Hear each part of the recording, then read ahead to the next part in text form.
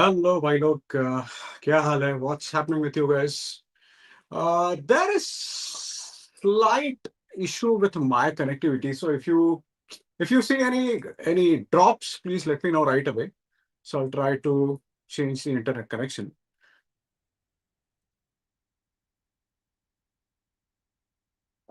Yeah, I think, yeah, we are live already.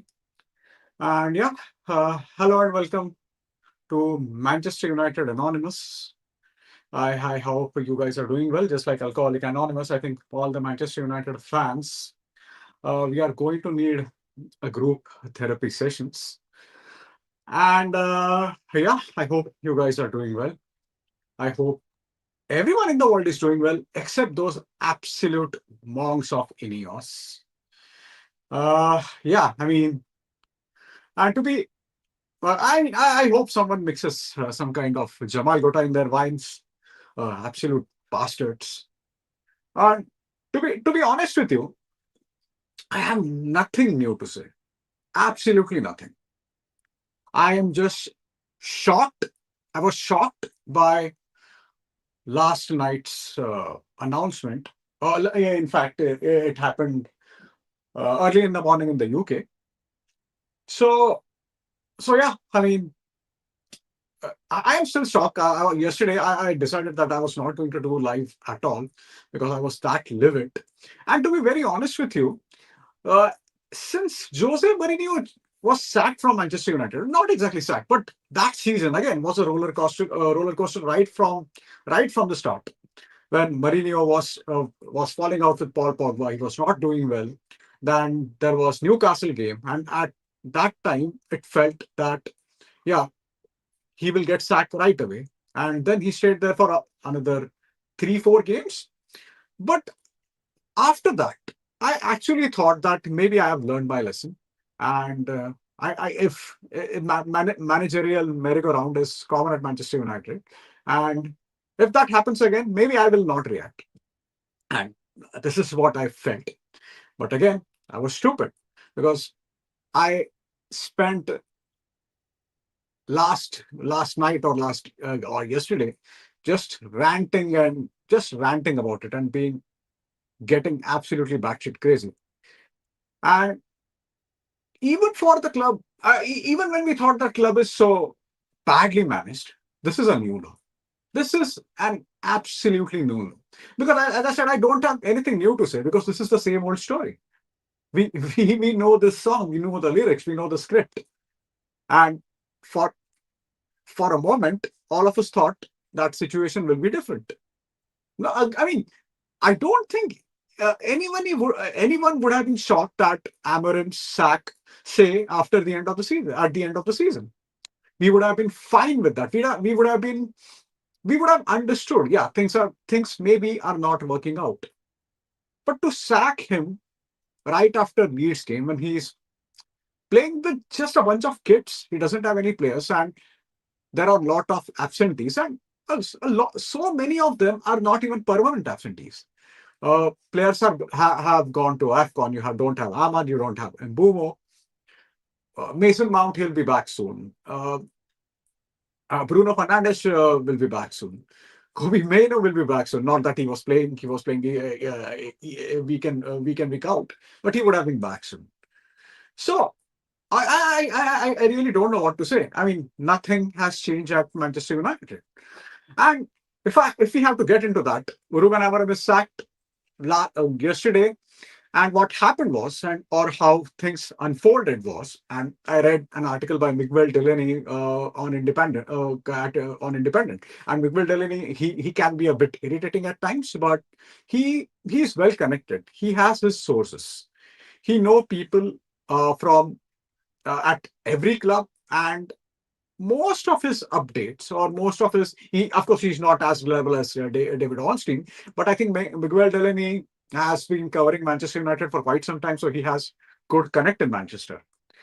And according to him, what happened was, so on Friday there was a meeting between the manager and our director of football, uh, Jason fucking Wilcox.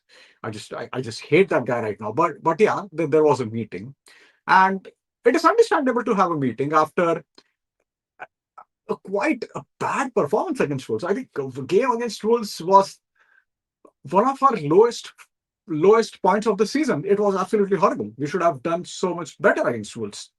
But yeah, it is understandable for someone in the leadership role to have a discussion with manager about a crappy game.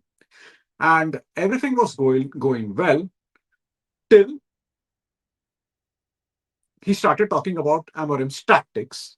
He started talking about the formation, and they started talking about the signings, and everything went to shit, and everything fell apart.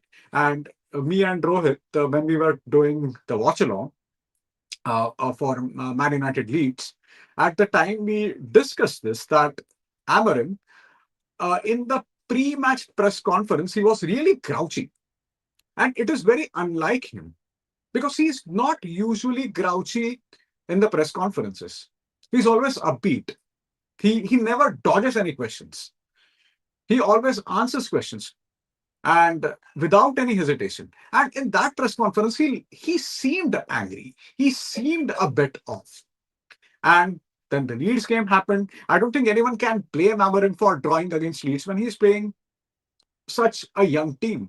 He just did not have any strikers. I don't think anyone is going to blame him for that. I mean, nobody should blame him for that, to be very honest, because Ellen Road is not exactly the easiest place to go and play. It's Leeds and Manchester United rivalry is intense.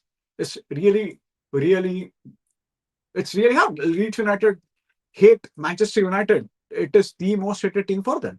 So nobody should blame him for that. But what happened in the press conference afterwards was quite telling if you consider all the context. Because I don't think Amorim, see, of course, she called out the leadership. He said that I am not, I am a manager, not a coach. And in a way, he called out the leadership. And in the end, he lost the job. But there was a lot of going on before that. The meeting on Friday did happen. Then the performance, and then him calling out the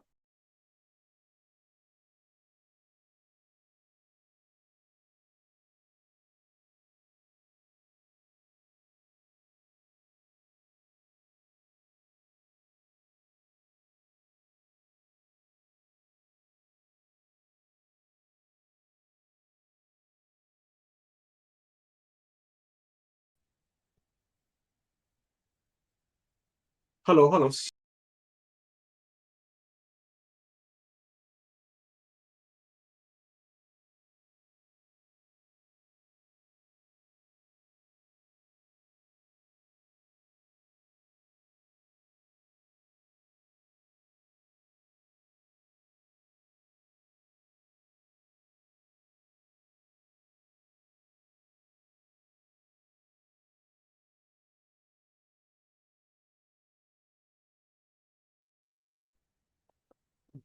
I'm sorry, guys. Something strange is happening with my StreamYard. I don't know what. So what I'll do is I'll just go through all the comments.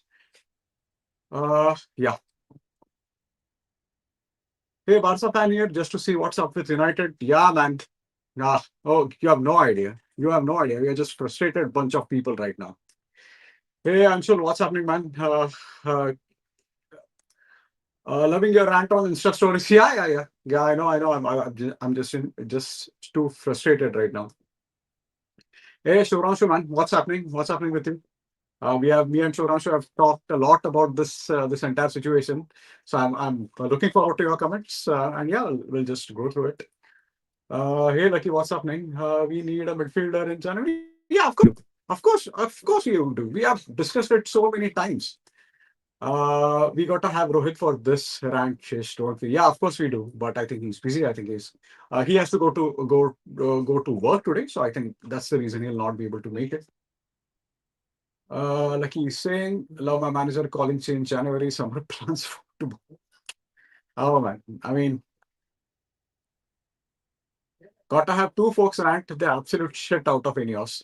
I mean, in the sense, I'll tell you something, Suresh. Right? I thought that I'm just going to go batshit crazy about Ineos right now. And I'm just fucking hurt. I don't know what to say. In the sense, this is the same old story.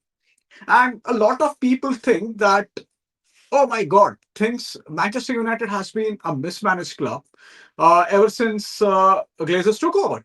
That is simply not true.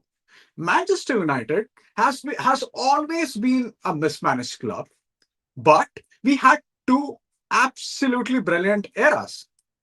It has always been a mismanaged club. If you read, there is this guy called Eamon Dunphy, who is an Irish pundit, who was Roy Keane's ghostwriter for his first book.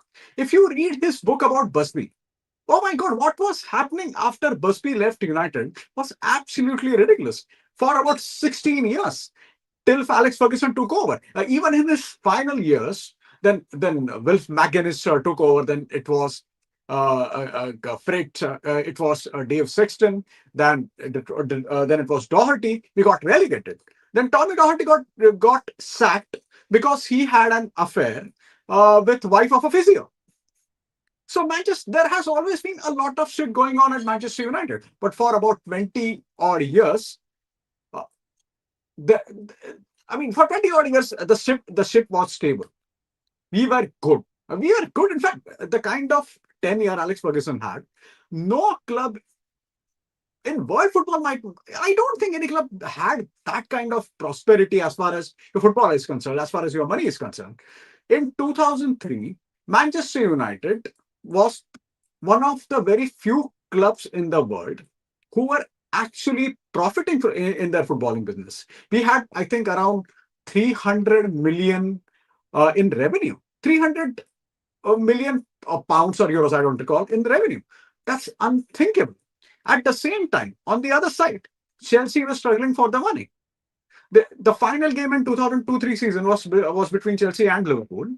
And during that game, it was a game of, say, it was something like a game of 20 million, because if not for Chelsea's qualification in Europe, they were not going to get 20 million bonus. And then Abramovich happened, and then everything happened. But except for two great eras, Manchester United has always been a ridiculously mismanaged club. So we need to get that get that clear. This is not new for Manchester United. This is new for us. But if for 70 year so someone who is 70 and who has been following Manchester United all his life, I don't think it is new for him. So let's get that clear. Oh God, I'm just getting warmed up. I don't know. Let me go through some of the comments. Ineos Glazers out, fan change January and summer window sell off Vijay. You know what? I did some thinking, sort of going over things, and I have mixed emotions over the entire series. Yeah, I mean,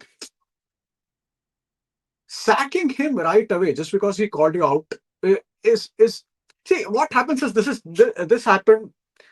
This is something happens at each and every job. You fall out with your managers, you fall out with your leadership, and you're gone. But the problem with this entire situation is how it transpired right from the start. And I made a reel about this, that Ineos basically, Jim Ratcliffe and Ineos, they became minority shareholder, I think, in January of 2024. In those 2 years, first, they did not sack Ten Hag when they absolutely needed to. They did not sack him. They decided to keep him. We were horrible. We were absolutely horrible under Ten Hag's second season. But they did not decide. They decided to keep him. Keeping him, as thank you, someone mentioned on Instagram, they renewed his contract. They gave him a new contract. They got new players for him, and they spent about 150 million on new players. After doing that, they sacked Ten Hag in the middle of the season. I think it was in October, and you can give them benefit of the doubt, considering they are new to the club. They wanted to. Maybe they got a bad call. Maybe it was what do you. Maybe there was some error in their judgment for the first time. Maybe you can. I mean, just you can just let that go. But after that, they signed Ruben Amorim, and why that was happening? They sacked Dan Ashworth. Now, Dan Ashworth is someone who is known to make sort of frameworks for all the football clubs. Uh, he sort of makes paths for football clubs to succeed. And as per Dan Ashworth, Manchester United needed a manager with a Premier League experience, which was a fair point. He was against signing Ruben Amorim. For the same reason, Liverpool did not consider him as a successor to Jurgen Klopp, because the kind of system Ruben Amorim played, that system uh, has been successful only once since 1963 in English football, and that was Antonio Conte's Chelsea in 2017. When you are playing wing backs, you need different kinds of players. You need different kinds of midfielders. You basically need midfielders who can dictate the tempo of the game and you who have ridiculous engines. We don't have anyone that who fits that profile. So just to give you an example, Conte had Matic, Conte had N'Golo Kante. N'Golo bloody Kante is probably the best defensive midfielder in the history of Premier League. So he had two of these players playing at their in their absolute pomp. We don't have anyone. So basically, what you do is you sack your director of football, Dan Ashworth, who you signed 6 months back because you wanted to get Ruben Amorim in because he was hot young prospect at the time. And what was the reason behind it? Because you were scared that Man City will get him. But okay, you made that decision. But when you make that decision, it is your fucking job to give him every fucking resources that he needs. That did not happen. Last year in January, we signed one defender, and that was Patrick Dorgu, who is not a big back, by the way. He was a fullback. He was a fullback for Lecce. And we signed only one player in January last year. Then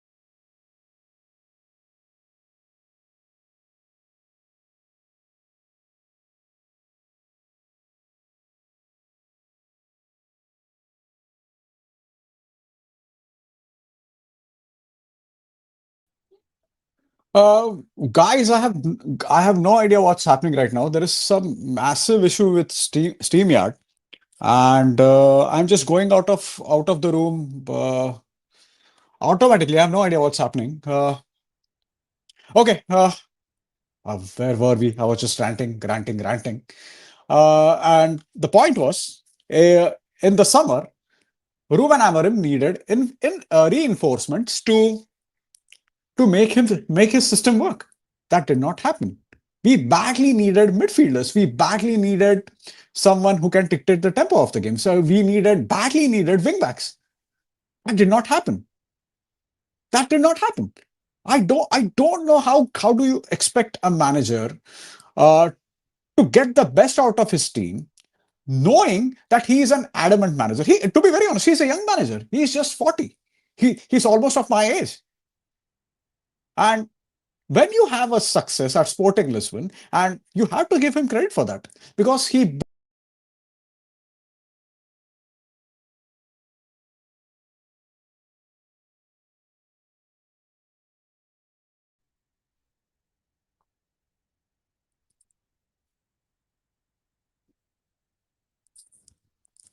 guys, there has been some issue with StreamYard. I have no idea.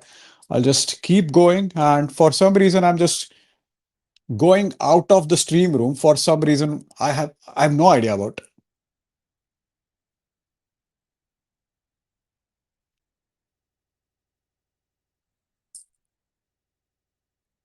Just go. Give me a moment, guys.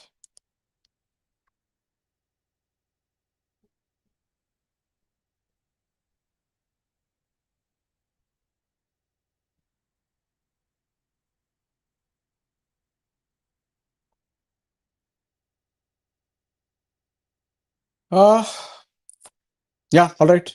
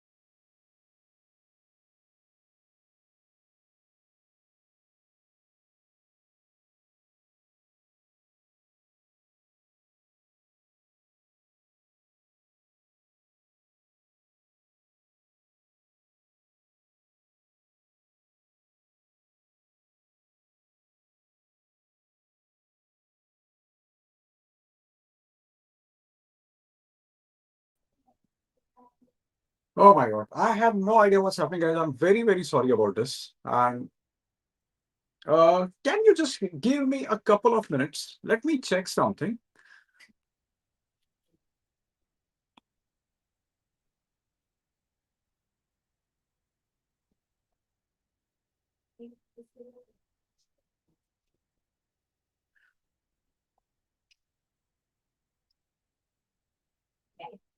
Oh, this is absolutely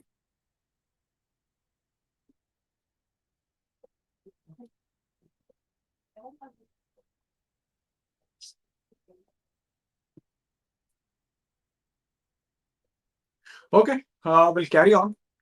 Let's see if it happens again. Maybe we can stop the stream and I'll try to create another one so that we can talk properly. So yeah, let me just go through a few comments before that. Yeah. The speed, hey Anuj man, what's happening? The speed at which they sacked Amorim, I really felt we were going for Maresca as soon as possible. Yeah, same. We tried to go for Maresca for some reason. I have no idea. And it seems there are people at Manchester United who admire Maresca. I'm not saying he isn't directly in touch with those people, but they admire Maresca. So Jason Wilcox was at Manchester City, and Maresca was in the coaching squad there. So yeah, very true. Very true, Shivranshu. They just want a fucking yes man. They just want a yes man. Just like every fucking owner, they want yes man. And the thing with Ineos is their cycling team is not doing well. They are in charge of Nice in France. They are not doing well. Compare that with someone like John Henry, who first before getting Liverpool, he was I think he's still the owner of the Red Sox. And Red Sox won the World Series for the, I think, was it for the first time? Back in 2004. And he had that data mindset, he had that modern mindset, and he implemented that in his Major League Soccer. What do you call it? American Football Club? Is it baseball or Major League Football? I don't know. Maybe Red Sox. Is it a baseball club? Yeah, but whatever. But he implemented that. So he had a proven track record. Ineos does not. Just like Lasers did not. They do not. So it is ridiculous, absolutely ridiculous. Yeah. Hey, Sam, man, what's happening? To add to this, Gary Neville's ridiculous reel, the United DNA. I am just, I really wish Rohit was here to rant about this. Uh, but I mean, this is really getting ridiculous. I absolutely love Gary Neville, and I think he makes a lot of sense with a lot of people. But I think what I've seen with the likes of Gary Neville and Jamie Carragher, they give you very good insight when it comes to players. So they can tell you what a player is going through. They can tell you when player is struggling with something, be it tactical or be it say physical. They can tell you right away. They are very good at that. But when it comes to the managers, and especially when this applies to Gary Neville with Manchester United, the United DNA, United DNA. What is United DNA? I mean, are we saying that United's DNA is 4-4-2? Can we play 4-4-2 anymore? No. I mean, is he forgetting that Ferguson always adapted during his time? Fergie started as 4-4-2, then he decided to sign Van Nistelrooy because he wanted to adopt that, adapt to that European model. So he wanted to play with Van Nistelrooy as a lone striker. He signed Veron when he had Paul Scholes, Nicky Butt, and Roy Keane. So he had two of the best midfielders in the world at the time in Roy Keane and Paul Scholes, and still he signed Veron, who was absolutely brilliant for Lazio. So he always tried to experiment. He always tried to tinker. And when he realized that the experiment with Van Nistelrooy is not working out, he sold him right away. And then we had those front three of Rooney, Tevez, and Ronaldo. It was, in my opinion, the most flexible Manchester United team I ever seen. It was absolutely brilliant team. But Fergie did not always play 4-4-2. 4-4-2 cannot be a DNA of any club. If you say that bringing youth players is the DNA of Manchester United, I agree with you 100%. And this is something even a lot of Liverpool fans admire about us. This is something even Jamie Carragher admires about us, that since 1936 or whatever, we always had a player from the youth academy in our match day squad. We can say that is the DNA of Manchester United. A formation cannot be a DNA of Manchester United. That is absolutely ridiculous. What the fuck are you talking about? Can you play 4-4-2 in the current Premier League? We cannot. We'll get completely wallet in the midfield. What the fuck is he on about? And the biggest issue with Manchester United right now, or one of the bigger issues with Manchester United right now, is we have always been just obsessed with our past.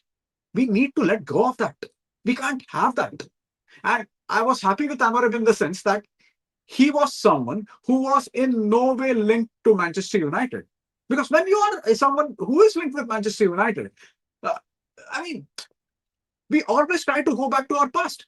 And that's not going to happen right now. Because a manager in the past was one of the greatest, probably the greatest manager in the history of English football, and one of the greatest managers in the world. That's not going to happen anymore. So Gary Neville has fucking lost it. He just does my head in with his United DNA nonsense. Enough of that. You can say that Manchester United always played a positive attacking football. It was always positive. When you score a goal, will score two. We always had that. At least Alex Ferguson's team had that. And even before Ferguson, Ron Atkinson's team, who won two FA Cup for Manchester United, they always played a positive, attacking, free-flowing football. But we were not married to any particular formation. Being married to a particular formation is absolutely ridiculous in this day and age. 4-4-2 doesn't fucking work anymore. So Gary Neville just should just shut the fuck up. Oh God. Next comment. Sam, I'm on everybody. We need midfielder in the Premier. I mean, nobody's going to deny that, Lucky. We have talked about this so many times. We don't have a controlling midfielder. Since Carrick left, we had Matic, but that did not work out at Manchester United. That did not work out for some reason. So we need someone who can dictate the tempo of the game, someone who will protect our defense, but not just that, not just a destroyer, someone who can pass from the back. So a player of carrying mode, and you you look at every great team. Every great team has a controlling midfielder. Barca had Busquets. Real Madrid had two, in Modric and Cruz. And one of the reasons, in my opinion, Real Madrid are struggling because they don't have midfielders of that quality. Not, I don't want to say quality, but that profile. They don't have that. I am saying this is one of the reasons. I'm not saying this is the only reason, but that is one of the reasons.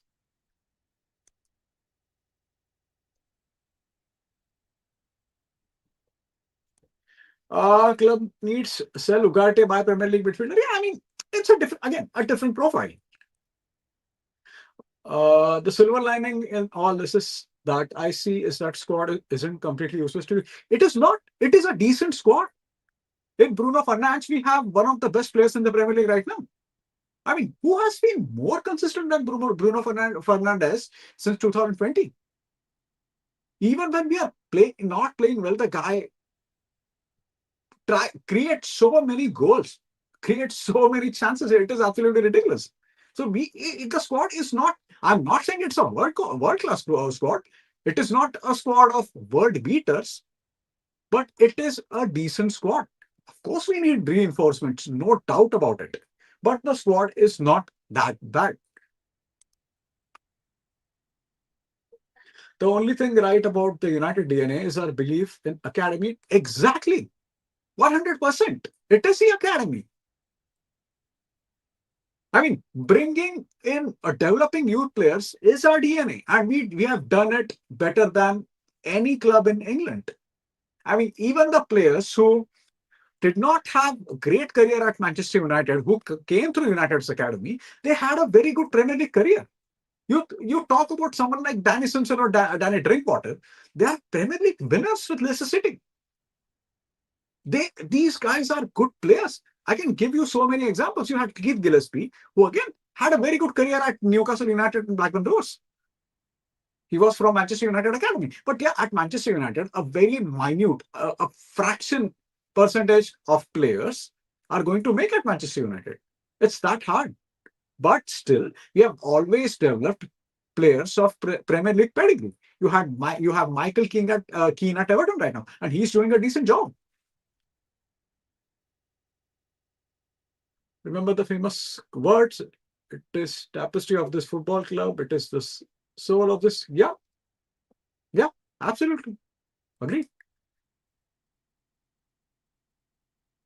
Yeah, I think I would argue that we need players like Elliot Anderson and my favorite Adam Wharton. You need a player of quality of Adam Wharton. Adam Wharton is absolutely fantastic. We need players of. We probably need both of these players, man. We need a Carrick, Scholes, and Fletcher again. That's the only way to build this. That's the thing, right? We are not going to get Scholes again. Rowan, we are not going to get Scholes again. For you forget about it. He's a once in a generation midfielder. That's not going to happen. What does this step do to player? Yeah, this cycle has been there for 10 years. Don't know how we get back to the top. I don't think even the club, even the people who are managing Manchester United know how to get back to the top. I don't think they have any idea. They have absolutely no idea. And we are completely lost in transition right now. See, if you look at what happened after Alex Ferguson, first we signed David Moyes for absolutely ridiculous reason because he was cut from the same cloth as Alex Ferguson. David Moyes did not win an away game at Big Four when he was at Everton. How do you expect him to manage Manchester United? He did not win anything at Everton. His achievement was that he reached the FA Cup final in 2009 by beating Manchester United in the semi-final. That's about it. So his appointment made no sense. Absolutely, it made no sense at all. Then we went for Van Gaal, and Van Gaal, I mean, he had passed his best. He was a very good systems manager, but he had passed his best. Louis Van Gaal in the 90s was one of the best managers in the world. He's someone, Pep Guardiola, even Pep Guardiola admires him. But He was not going to do the job for Manchester United in 2014 and 15. Then we went to Jose Mourinho. Mourinho, again, after Real Madrid, Mourinho was not the same. He was not the same.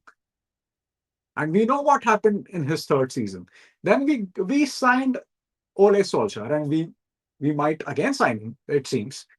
And as an interim manager, Solskjaer did a decent job. But what these idiots did was to give Solskjaer a full-time contract right after winning in Paris. Any sensible manager or any sensible football man at least would have waited till the season get over. They would have at least waited for some 2 more months. And by the end of the season, we were absolute shit again. As soon as the Paris game, the thing in Paris happened, we were back to being shit. And then they decided to give old Solskjaer 2 more games. And to be very honest with you, I I absolutely love Solskjaer, and I've defended Solskjaer so much. If you go to my Twitter page, there are so many of my tweets defending Ole because I think he did a decent job, but he shouldn't have been there in the first place. Then we lost to Villarreal in the Europa League. Then we signed Ronaldo, and a lot of people think that had we not signed Ronaldo, we would have won the league. That was not going to happen. You had Pep Guardiola and Jurgen Klopp, two of the best managers in the world at the time, managing Liverpool and Man City. We would have been in a respectable position. We would have probably got Champions League football, but there is no way, even with Ole Solskjaer, who did a good job at Manchester United, we were going to win the league. That was not going to happen. I don't know why people think that would have happened. That's not going. That was never going to happen. So yeah, this has been the problem with this club. Then we went to Ten Hag, and now this. United is also bad at saying nowadays, yeah, but sold for peanuts. And what really pissed me off was that bomb squad. If you are telling other clubs that X, Y, and Z are part of a bomb squad that we don't want them, what do you think is going to happen to their prices? What do you think is going to happen to their prices when the other clubs know that these guys are not needed at Manchester United? And that's why Manchester United are getting rid of them. What do you think is going to happen to their prices? And yeah, this is exactly what happened.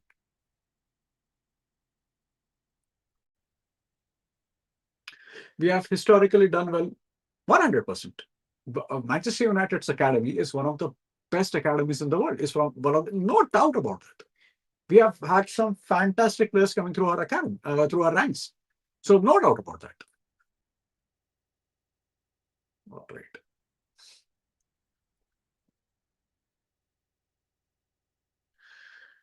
Yeah, and there is no buyback clause included. Yeah, fair point.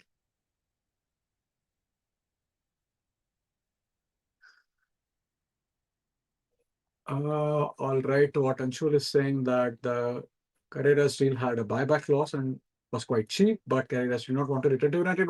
Which club would want to return to United? See, again, when I say this, Manchester United is still Manchester United. It's still the best club, the biggest club in England. And there will always be players, there will always be managers who would want to be at Manchester United. No doubt about it. But as soon as they join United, the joy of playing football or joy of managing in football gets sucked out of them.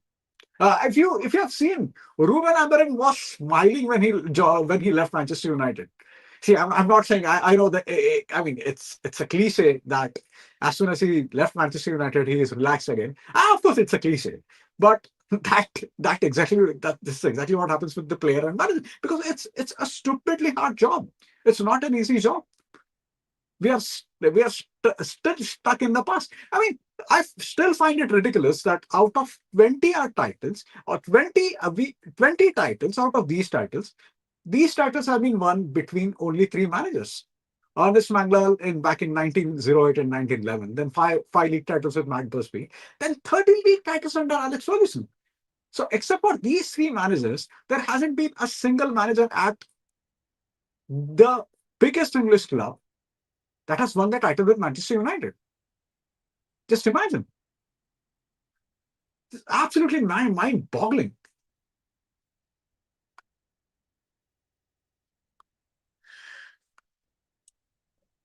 United needs a manager like Xavi brought in during chaos to rebuild Barca academy. Trusted the academy. I think he would be perfect fit if United gives. I don't know. I don't know, Shreyans. I really don't know.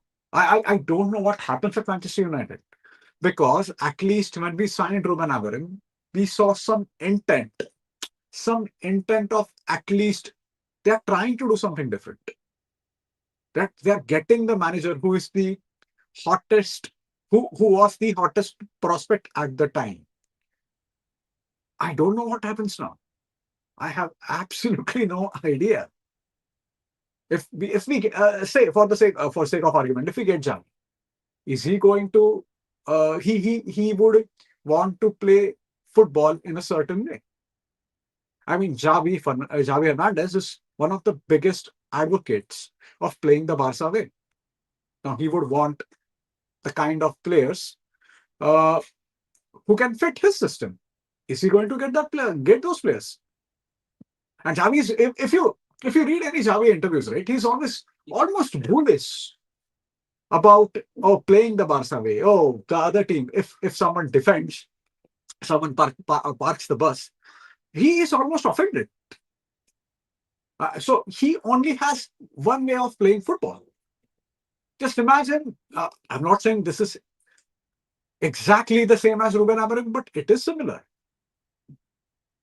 So I'm not really sure if Xavi Hernandez is the ideal choice at Manchester United. I'm not really sure of it.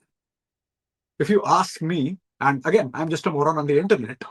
If you ask me which manager fits Manchester United's profile right now, in my opinion, it is Thomas Tuchel. He has contract only till the World Cup. I don't know if he renews that contract. I don't know if he decides, if at all he is available. I think Thomas Tuchel is a perfect, either Thomas Tuchel or Antonio Conte are perfect short-term fixes. These two managers are adaptable. Conte is super adaptable. But what will happen is by the end of their second season, they will fall out with Ineos and they will tell them to fuck off. But this, it seems, I've read a lot of Andy Mitten articles. I've heard him say this a lot that Ineos are going for a long-term fix. And Thomas Tuchel and Antonio Conte are not long-term fixes. I mean, I'm 100% sure of that. But who else is?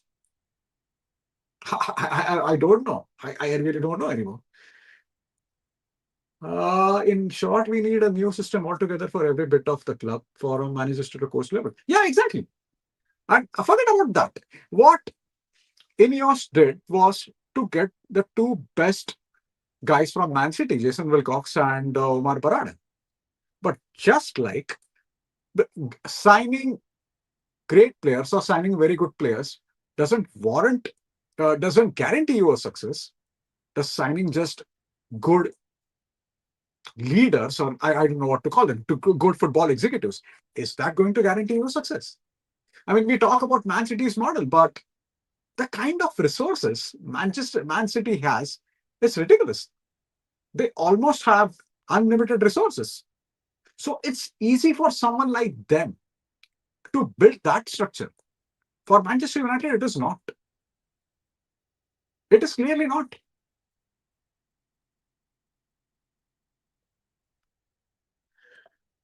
Hey, Shivam, man, what's happening, man?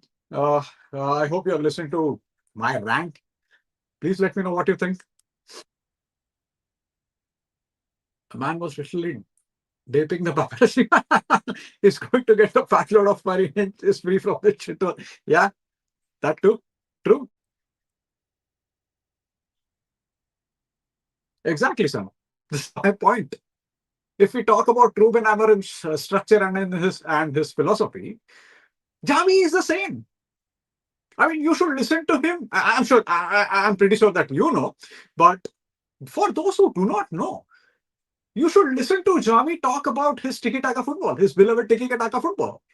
Is he going to get that tiki-taka football at Manchester United? Is he going to get the players he wants at Manchester United?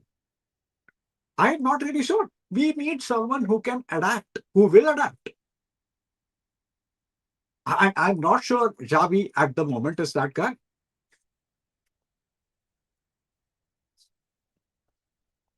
At this point, anyone who comes in can't be a guaranteed change bringer because the backing by the management is pathetic. Absolutely. It is pathetic. And if anyone points it out, they will have the same fate as Amorim. Yeah. I mean, this is, I find this really confusing because the reports we saw everywhere, it was that Ruben Amorim gets perfectly fine. He gets on really well with Jim Ratcliffe, but he fell out with Jason Wilcox, and now he's gone.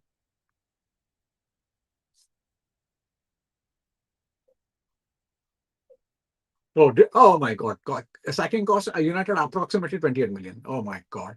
Now what this Jim fucking Ratcliffe will do? He will ban ketchup in the canteen or something like that, or he will ban their Christmas bonuses. Fucking idiots. Bunch of fucking idiots. Yeah.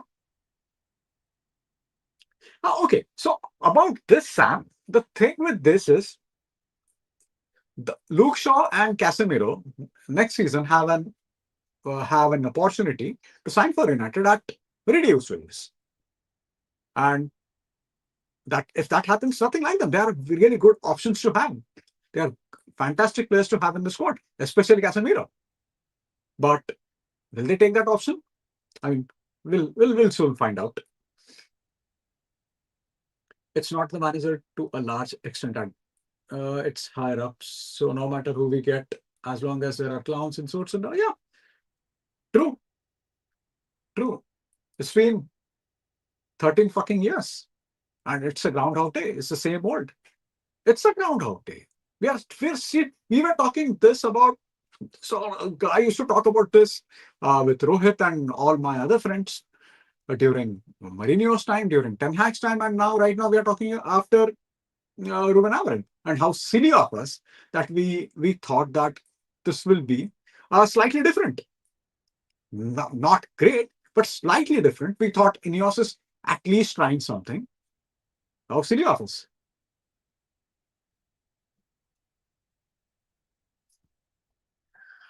Your Ineos rant made a lot. Yeah, thanks, man.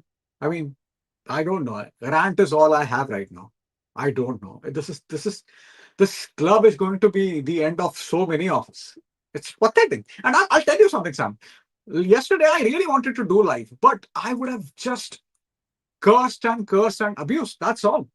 I was that livid. And during Mourinho's time, I thought, yeah, I think I've grown up as a fan. This is how things are at Manchester United. I will accept it. And yesterday, I found out that no, I'm still that idiot kid who wants United to do well and who I don't know. I mean, I'm just out of. I'm at loss for words. A long-term fix is just an instant result in the pitch. It's also the work done off it and the ability to take the hard to agree.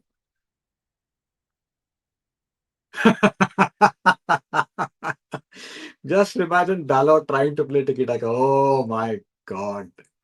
And that's the thing, right? When we signed Dalot, we at that time we in 2018 in 1920 we also signed Aaron Van Bissaka. Okay, so I don't have anything against Van Bissaka as a player. I did not think. See, he was a very good defensive player, but at Manchester United, we shouldn't have signed him. And I remember at the time, Ed Woodward and the Glazers, they made a big deal out of saying that I think, I think around 100 right backs. They scouted 100 right backs. They checked their data, and you came up with Aaron Wan-Bissaka, who was not good at going forward. This is the kind of defender. This is the kind of right back you want at Manchester United. I mean, see, Gary Neville might make talk a lot of bullshit, but Gary Neville was a fantastic player. He was a really good player. And you're going to sign Aaron Wan-Bissaka, who was absolute talk shit at going forward. Ah, it's not about going after the managers just because you like their style of play. It's about being able to adapt to situations, which no manager after Fergie has been able to get it right. Yeah.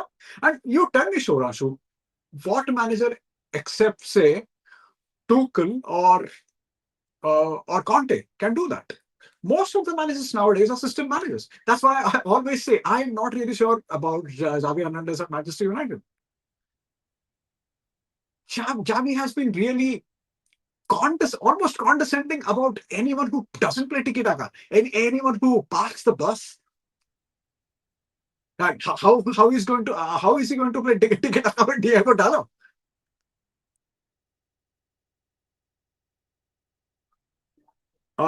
See, uh, hey, hey, Hanish, what's happening, man?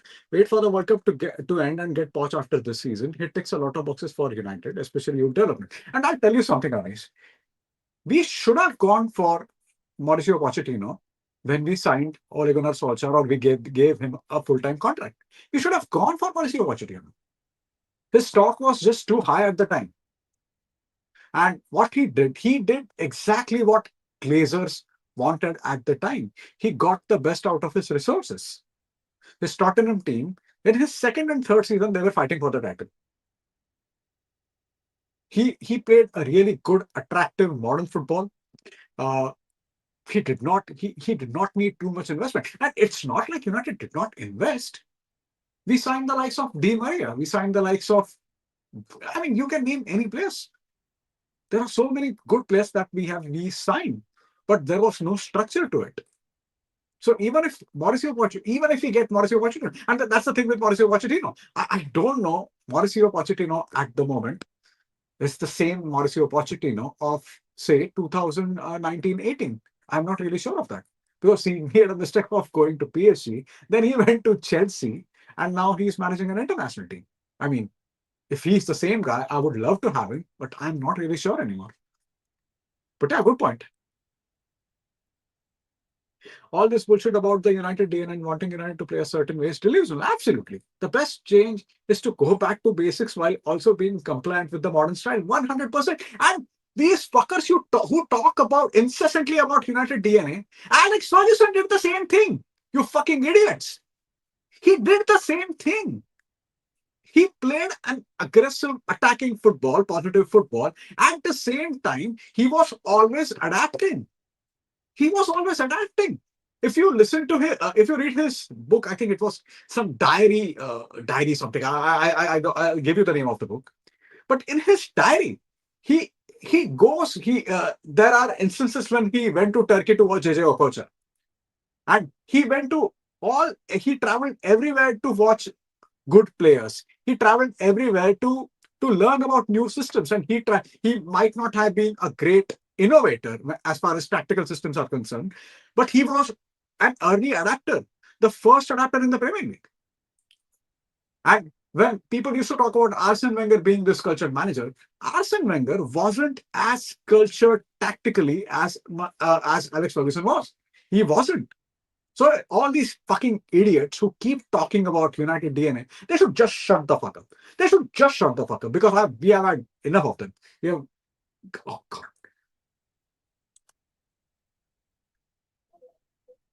Casemiro makes sense. Yeah, fair enough. Fair enough. Ah,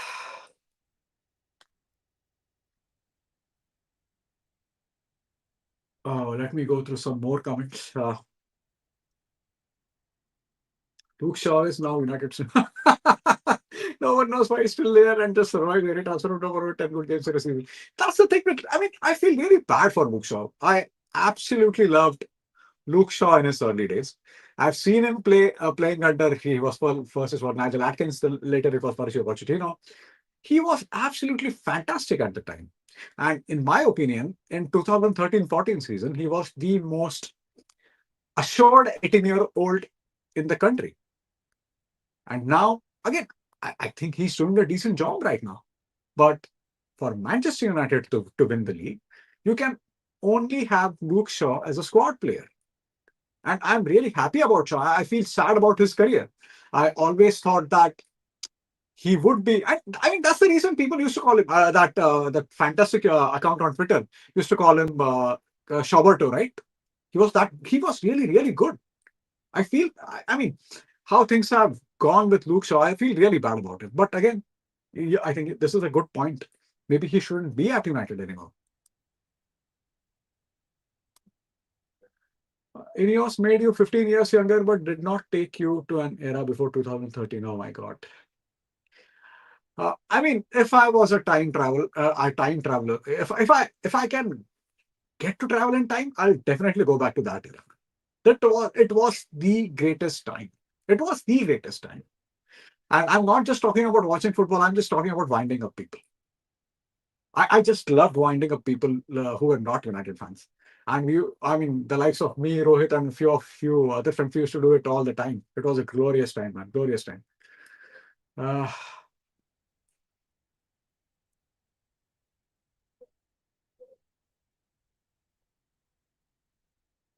hey, Mangesh, love you. Thanks, Parth. What's happening, man? Love your work. Xavier Glasson. I'm not really sure, man. I'm not really sure. I'm not really sure about Javi. I'm not really sure about Glasner. Glasner, of course, he's a very good manager, but he's managing Crystal Palace. And I absolutely love Crystal Palace. But managing Crystal Palace and managing the circus at Manchester United, these two are completely different things. That is why I always say that we need managers with personalities. We need maybe someone like Tuchel or Conte. I can't think beyond them right now.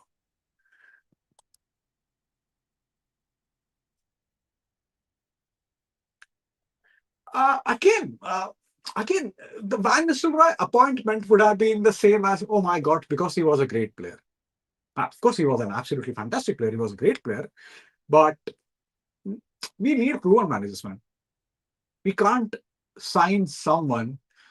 See, I think I don't know if that's the case with a lot of people at Manchester United, but just because Pep Guardiola worked at Barcelona right from his first season, that doesn't mean every manager who knows the club is going to work out. There is a reason no great players at Manchester United were great managers. So you take an example of someone like Roy Keane. Roy Keane simply, I mean, he is incapable of understanding and accepting people who are not great players. He's incapable of doing that. And the thing with United is United was not about a philosophy. United's success was because of a great man manager who was great at a lot of other things as well. So when you compare that with Barcelona, right? You had a system which was led by Johan Cruyff, then you had Van Gaal and all the other guys. So you all of these coaches, they were system coaches. And that's the reason they had a philosophy. Barca as a club has a philosophy as far as their youth structure, as far as Barca and Ajax are probably two only clubs that have philosophy about how the game should be played. United does not. Real Madrid does not. Basically, United and Real Madrid are two great clubs who have always played attacking football, a very good positive football. But they don't have a fixed system of how the game should be played. It is that simple. Ranking as you have, and this is exactly we thought will happen, right? And it was told that Rangnick would be our director of football, which made a lot of sense. And then they did not renew his contract. One more thing I feel is United managers must not look up to Sky. 50% pressure is reduced because currently there is no DN and there needs to be someone to change this. And that's why I always say we need good big personalities. Do you think Mourinho in his prime would have given a flying fuck about what Gary Neville has to say about Manchester United's DNA? I don't think Thomas Tuchel would give a fuck. I mean, the one of the reasons England signed Thomas Tuchel because they wanted a manager who could take hard decisions that Gareth Southgate was simply not able to do. He was simply not able to make. So yeah, I think again, I keep talking about Thomas Tuchel and Antonio Conte. Mangesh, looking back at everything, and I'm saying this after looking at things deeply, we have signed good players. Yeah, of course we did. But how many times have we actually signed players who fit the manager needs? We haven't. And that's I mean, for this exactly, Jurgen Klopp turned down Manchester United because Ed Woodward sold Manchester United as some kind of fucking Disneyland. We are not a fucking Disneyland. We are Manchester United, the biggest club in England. And there is a reason for that. And the likes of Woodward and Glazers were simply incapable of understanding that. They are incapable of understanding that. All they see is dollars or pounds, and that's about it.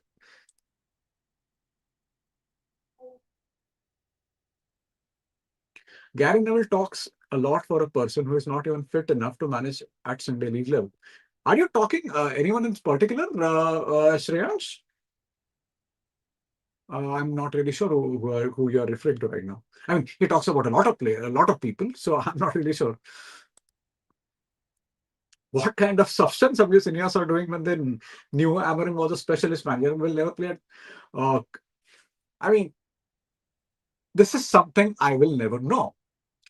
Amorim said right from the start that he is not going to change the system.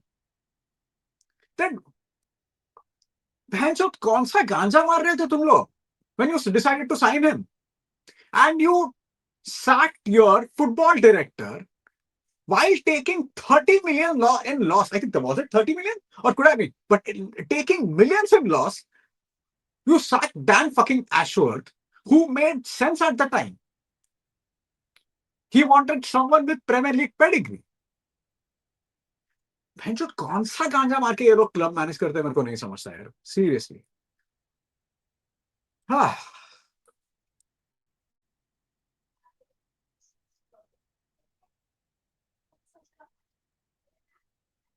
All right, I'll go through some more comments. Luke Shaw, when he is good. No, no. Luke Shaw at his best is a fantastic player. But we need players who will give their best every fucking time. He's not that person anymore. And I'm saying this because of his injuries, mainly because of his injuries. Not read so much, but as far as I know, before Fergie United were not doing it. I mean, I can go on and on about that. We were dog shit. We were absolute dog shit. Ever since Matt Busby's final days, final years, till say 1990. So for 20 years, United were fucking bad. We were just ridiculous. That's why I always say United's DNA is always about the youth development. It is not about a fucking playing style. And what pisses me off is Gary Neville, who is a very intelligent man, who's born and he bleeds red, and still he's not so much nonsense. Fucking idiot. In your what is getting red championship as a is going to oh my god. I am not even going to comment on that because I'll lose my fucking mind. Time to create new legacy or not? Exactly. Exactly. We need a different identity. Identity in the sense I'm not talking about, again, I'm not talking about the youth system, but we need to get out of that. Oh my God, we did this in Fergie years. We need to get out of that. Stop this fucking nonsense. Bring Carlo then. Again, a very good, great manager. I'm not sure what will happen after the World Cup. If he's available, nothing like it. Get him in. Who cares?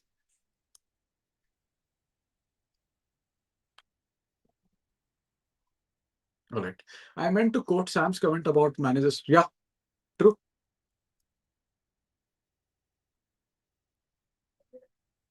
Ah,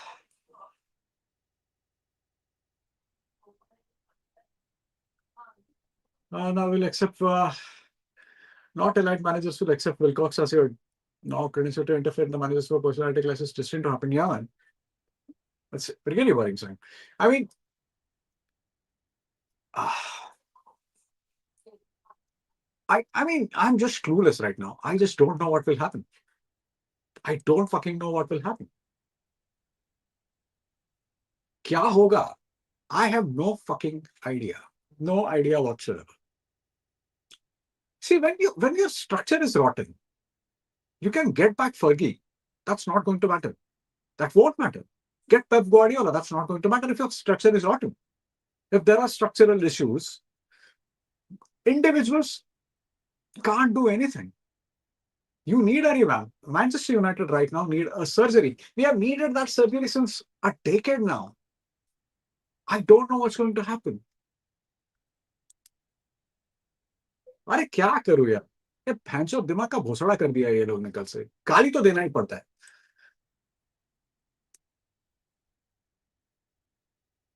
I don't think. I mean, see, even people were talking, somehow relating Dan Ashworth with Gareth Southgate. I don't think Gareth Southgate was ever a realistic target. They were talking about Eddie Howe. Again, he should not be at Manchester United, or Thomas Frank. But the point behind that was Manchester United needed managers with Premier League experience. Amorim did not have that. It was that. I think that was the point, whole point. Our Glasner, also Glasner will be out of contract. Should we go for it? Again,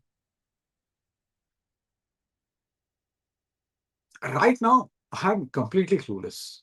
Glasner has done a very good job at Crystal Palace, and Crystal Palace are a very good club. But if you compare the sizes of both the clubs, it's nowhere near. Manchester United right now need big personality. We need a big personality so that he will get. See, what happens a lot of times is when you are even if you are a dickhead, but if you're dealing with someone who knows what he is talking about, or someone who can be even bigger dickhead than you are, you tend to listen. There is a possibility that you might listen. So yeah, I'm not really sure about Glasner or even Javi for that matter.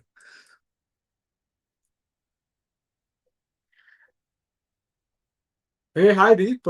Hey, a long time listener, first time caller. Thoughts on the return of Ole? Uh, See, Ole Gunnar Solskjaer being, see, I always want Solskjaer in some capacity at Manchester United, but not as a manager. He did a very good job at Manchester United, but he shouldn't have been here in the first place. So if we get him as an interim manager, I'll be happy. I'll be happy. I'll be really, really happy. But I'm not sure about his. I mean, I'm not sure. I'm pretty certain that he should not be managing Manchester United next season. So yeah, give give him till the end of the season. Nothing like it. I'll be really happy. Ineos owned, yeah, a club in crisis. Same with their cycling team. Fuckers. If anyone wants to know what will happen in the future, just look at OCG Nice. Yeah, 10 plus managers change, financial crisis, fans beating up players. Yeah, agreed. Yeah, I know, Roger. I know what you're trying to say. Glasner plays three at the back and will be in the same place. We need to stop obsessing about this three at the back. I know Deep, that you are not doing that, but we need a big personality, man. Glasner might be a very good manager and he might do very well at some other club. I'm not really sure if any of these managers can do well at Manchester United. And the reason is Manchester United, not them. I mean, it's not you, it's me. We are in that kind of situation right now. Yeah. Pressure of managing United is obviously more than managing. Yeah, exactly. Who have less expectations at United, they have bigger expectations. I don't know what these fuckers in your want. What expectations do they have? I have no fucking idea. Fucking absolute fucking idiots. So I've been ranting for about 1 hour now. Uh, what we'll try to do next time we do live is I'll try to get you guys in. I'll try to share a StreamYard link and maybe you can interact on YouTube.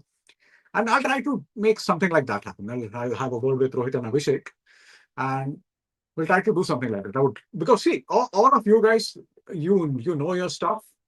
And yeah, it will be a really I think it will be a fruitful conversation. It will be a really good conversation with you guys on the video. But yeah, just one last comment. It was Ineos linking down his foot with Soviet. Exactly. And this is exactly why Ruben Amorim said that you you get you don't get the complete briefings. So mainly he was referring to the briefings that these fuckers do behind the manager's back. Give incomplete information. Don't give what exactly is happening at the club to all the sources. This is absolutely ridiculous. I mean, किसी के बोलते हैं ना कि पीठ में छुरा भोंकना is exactly what these guys do. Bunch of fucking cunts. Oh, God. Ah, I think आज के लिए बस इतना ही. I'll keep ranting, keep ranting throughout. I mean, till tomorrow.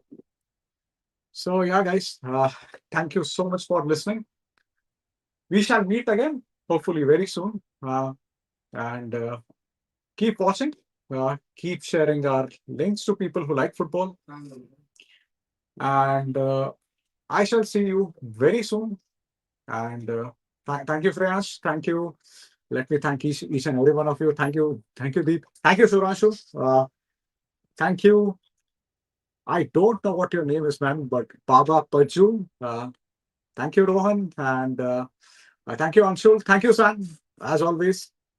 And I shall see you very, very soon. And good night. I hope everyone sleeps well, except for those fuckers of Ineos. As I said earlier, I wish someone mixes Jamal Gota in their fucking wine. Thank you so much. Bye.